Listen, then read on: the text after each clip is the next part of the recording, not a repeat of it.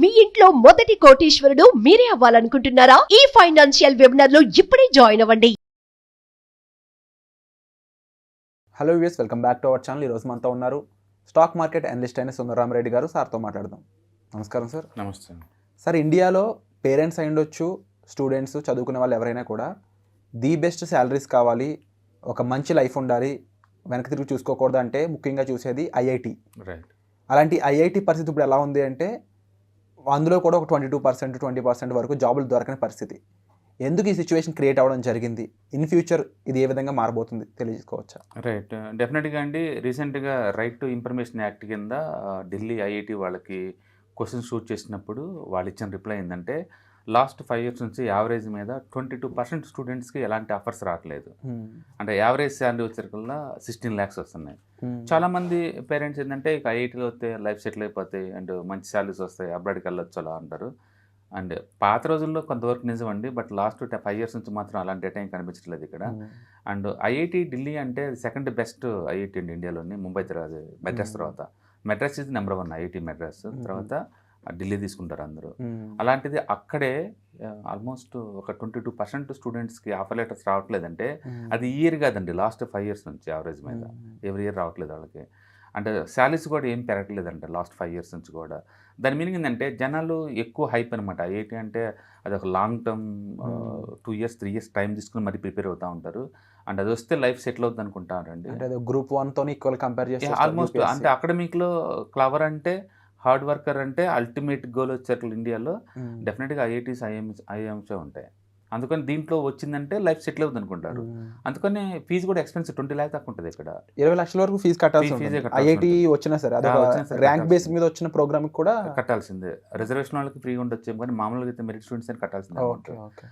So ఇది ఎందుకు ఇలా జరిగిద్దంటే ఏ కాలేజీలో అయినా సరే అన్ని కోర్సులకి హ్యూజ్ డిమాండ్ ఏమి ఉండదండి. ఇన్ఫర్మేషన్ టెక్నాలజీ, కంప్యూటర్స్ కొన్నిటికి ఉంటుంది, కొన్ని మెటలర్జీ కొన్ని ఉంటాయి కదా అడిషనల్గా, అలాంటి వాటికి అంత డిమాండ్ ఏమి ఉండదు అనమాట. కాకపోతే బ్రాండ్ నేమ్ ఐఐటి ఉంది కాబట్టి చాలామంది జాయిన్ అవుతూ ఉంటారు. సో ఈ 22% ఏ అంటే ఏ కోర్సులో వాళ్ళు మనకు అంత ఐడియా లేదు. మొత్తానికైతే ఐఐటి ఢిల్లీలో జాయిన్ వాళ్ళందరికీ 22% వాళ్ళకి ఎవరికి ఎలాంటి ఆఫర్స్ రావట్లేదు. అంటే యావరేజ్ ఆఫర్ ప్రైస్ కూడా యావరేజ్ మీద 16 lakhs ఉందని చెప్తున్నారు వాళ్ళు క్లియర్గా. అండ్ ఇదేంటంటే ఐఐటీలోనే జాబ్స్ రాని పరిస్థితి ఉందంటే బయట కాలేజెస్కి ఎలా ఉండబోతుందో ముందు రోజుల్లో క్లియర్గా అర్థమైంది. ఇండియాలో ఏంటంటే 14 lakhs బీటెక్ స్టూడెంట్లు బయటకు వస్తారు ప్రయాణం. వీళ్ళు కాకుండా 4 కోట్ల మంది బీఎస్సీ వాళ్ళు, డిగ్రీ వాళ్ళు బయటకు వస్తారు. అంటే హ్యూజ్ యూత్ ఎవ్రీ ఇయర్ పట్టాలు తీసుకొని బయటకు వస్తుంది. అంటే జాబ్స్ అంతగా ఏమి ఉండలేదు. సో రాను ఏంటంటే టెక్నాలజీ యూసేజ్ పెరిగే కొద్దీ మాన్యువల్ జాబ్స్ అని తగ్గిపోతూ ఉంటాయి అనమాట. అందుకని really India going to face lot of challenges ముందు రోజుల్లో. ఓకే, సో స్కిల్స్ ఎక్కడున్నా సరే ఈ బ్రాండ్ నేమ్స్ ఉన్నంత మాత్రాన అంత హెల్ప్ ఏం అవ్వదు.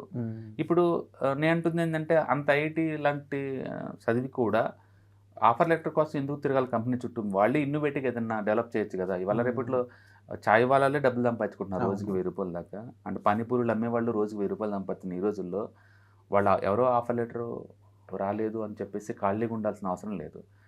ఎడ్యుకేషన్ యొక్క పర్పస్ ఏమై ఉండాలంటే ఎంప్లాయబిలిటీ ఉండాలి తప్ప అది ఒకళ్ళు ఇచ్చేలాగా ఉండదు, మన ఓన్ క్రియేట్ చేసేలాగా ఉండాలి. అంటే ఎంత కాదన్నా సార్, ఇప్పుడున్న స్టడీస్ యొక్క ప్యాటర్న్ ఎంప్లాయీ మైండ్ సెట్ని పంపిస్తున్నాయి తప్ప జనాల్లోకి, స్టూడెంట్స్లోకి ఎంప్లాయర్ మైండ్ సెట్ని కానీ ఒక ఎంటర్ప్రినర్ మైండ్ సెట్ని ఎందుకు పెంచలేకపోతున్నాయి అంటారు?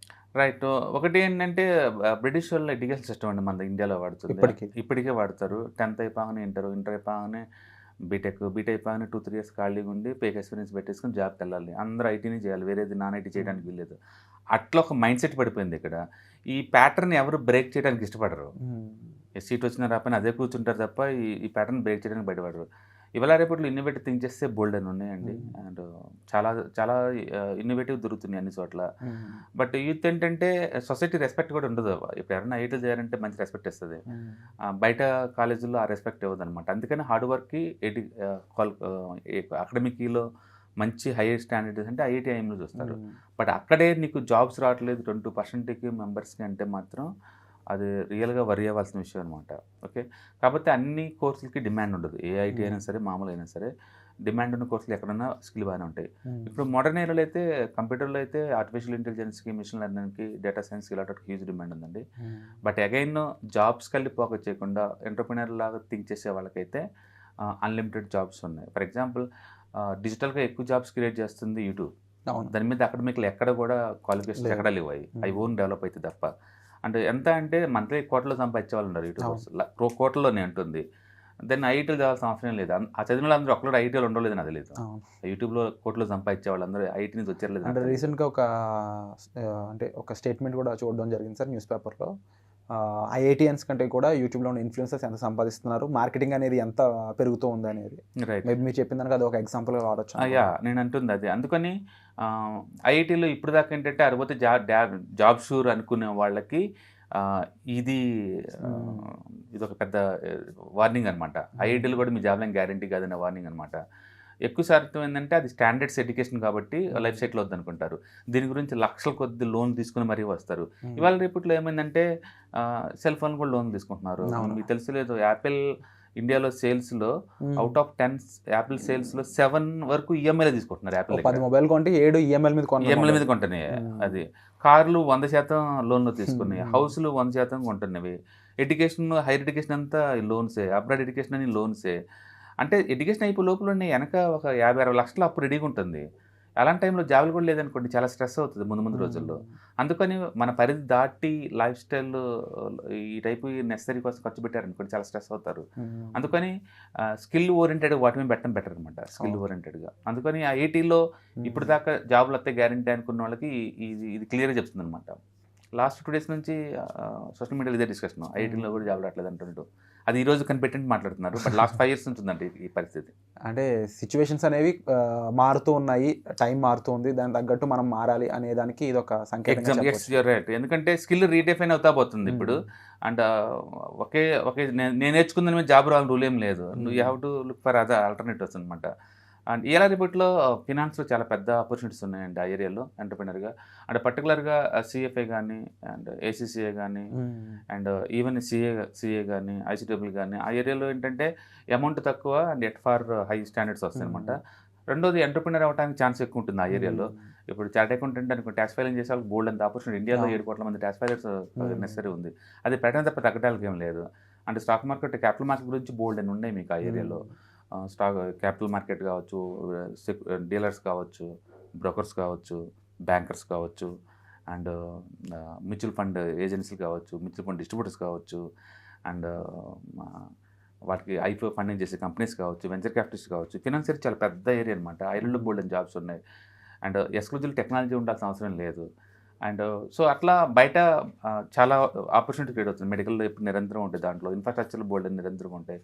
కాబట్టి ఒక టెక్నాలజీ మీద ఫోకస్ చేసే బదులు better to look at other areas అనమాట. ఆ ఏరియాలో ఎప్పుడు నిరంతరం జాబ్స్ ఉండే ఛాన్స్ ఉంది. అండ్ మోర్ ఓవర్ ఎంటర్ప్రినర్స్కి ఎక్కువ ఛాన్స్ ఎక్కువ ఉంది ఆ ఏరియాలో.